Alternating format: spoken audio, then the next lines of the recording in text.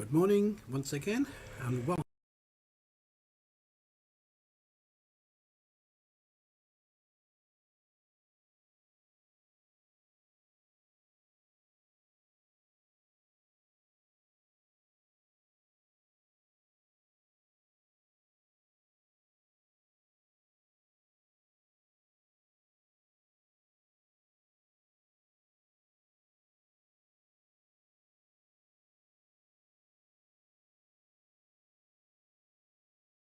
Reading is coming from the 17th chapter of Exodus. It's entitled Water from the Rock.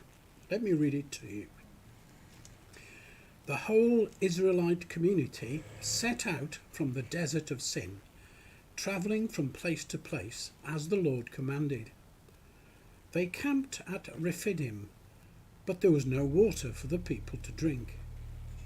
So they quarrelled with Moses and said, "Give us water to drink." Moses replied, "Why do you quarrel with me? Why do you put the Lord to the test?"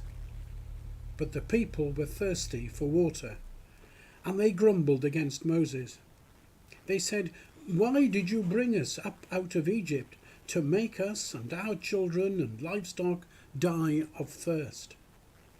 Then Moses cried out to the Lord, "What am I to do with these people? They are almost ready to stone me." The Lord answered Moses, "Walk on ahead of the people. Take with you some of the elders of Israel, and take in your hand the staff with which you struck the Nile. And go, I will stand there before you by the rock at Horeb. Strike the rock, and water will come out of it for the people to drink." So Moses did this in the sight of the elders of Israel.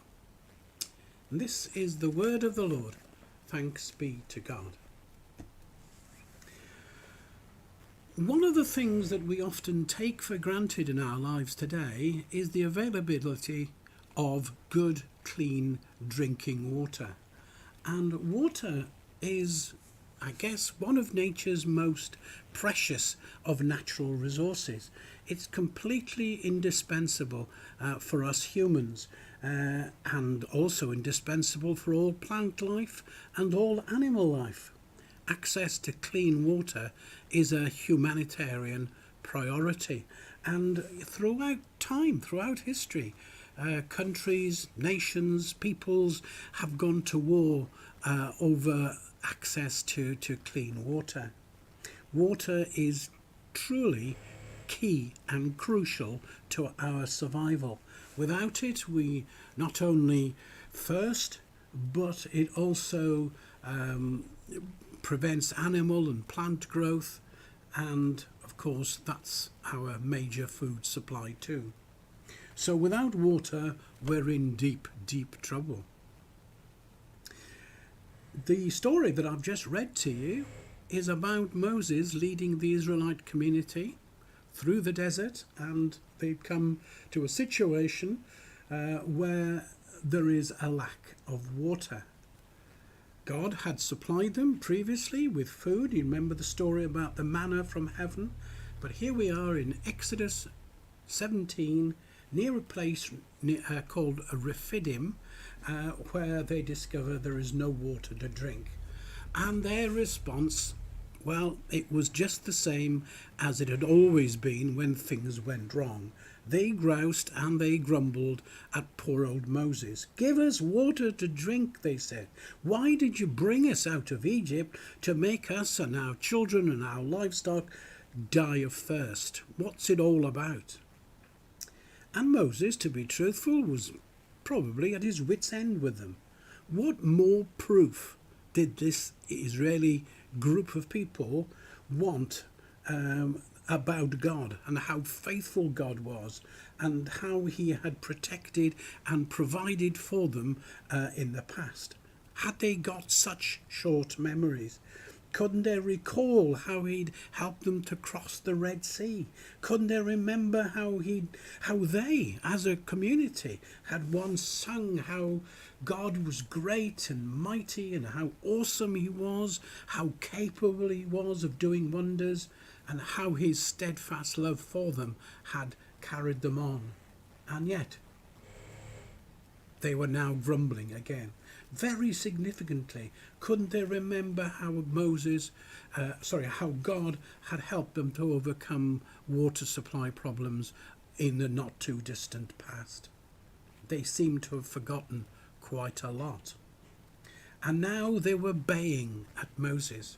Moses, Moses, why have you brought us to this place to die? And Moses, I think, probably feared for his life. In fact, he says that he believed that they were in a mood where they could quite easily stone him for taking him to their situation. But Moses himself hadn't forgotten about God's trustworthiness, his steadfast love for them, and he certainly had not lost his faith in God, even in difficult situations. And he cries out to God for help. Lord, what can I do with these people? And God, as always, heard and responded instantly and decisively to Moses' cries. He gave Moses a very clear set of instructions as to what to do. Walk on ahead of the people, it says. Take some of the community elders with you as witnesses. Carry your stick in your hand. Lead them to the rock at Horeb. Strike the rock with your stick, and drinking water will come out of it. Well, what reflections can we have on that short story? I wonder what kinds of things came into your mind. I think, for me, one of the most important ones is that God knows what we need to survive. He understood the Israelites' community's need for food and water. Well, don't we all need food and water? So it's not unusual for them to be upset at its absence. But God provided. God knew what they would need, and he knew that they were dependent on food and water. And isn't that exactly what Jesus was trying to re-emphasize to us later in Matthew chapter 6? He said to his people, and he's saying to us today, do not worry about your life, what you will eat or what you will drink. Your heavenly Father knows that you need all of these things. And he's provided us, hasn't he, with a bountiful earth. Planet Earth has the resources more than capable of feeding us and for providing us with the water that we need. The global population can be easily sustained by the world's resources. The trouble is, we haven't learnt how to share them fairly amongst people across the face of the earth. Some of us dine out to excess, whereas others in different parts of the world and within our own country too go hungry and go thirsty. Do you know that in our world today 25,000 people will die every day from hunger? And again, in our world today, over 400 people will die of thirst. They're quite shocking figures, really. And I'm just wondering whether you, like me, share the view that we've got to do something about that. It's our role, our responsibility as Christians to make sure that our brothers and sisters are better cared for. Couldn't our resources be somehow more equitably shared?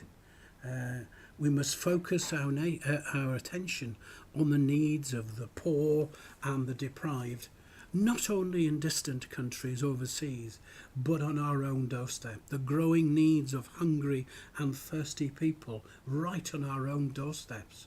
Thinking especially of those families right close to us who are struggling to put adequate food on the table during this current cost of living crisis. People within meters, it seems to me, of our own homes here in Wolverhampton. increasing reliance being placed on food banks and other charities in what is meant to be the fifth richest country in the world. Surely God expects us to do something.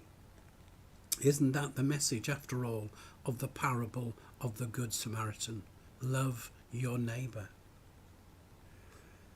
And I think the other reflection I would share with you this morning is this.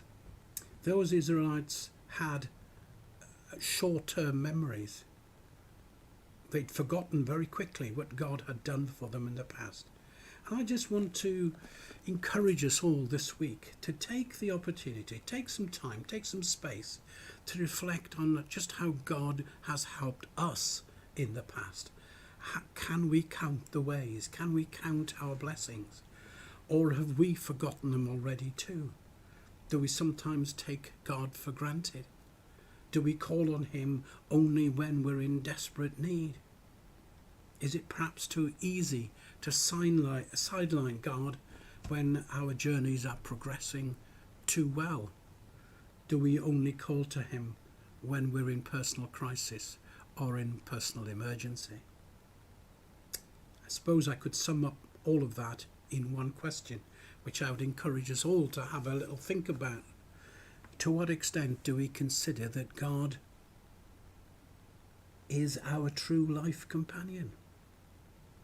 Where does he fit into our daily routines today? As usual, a few things to be thinking about for us all. I do hope you'll have a good day, good rest of the week, and continue to watch these reflections. I'm not sure who will be tomorrow, but please tune in and do share these reflections with your friends and neighbours. Have a blessed day. God bless you all.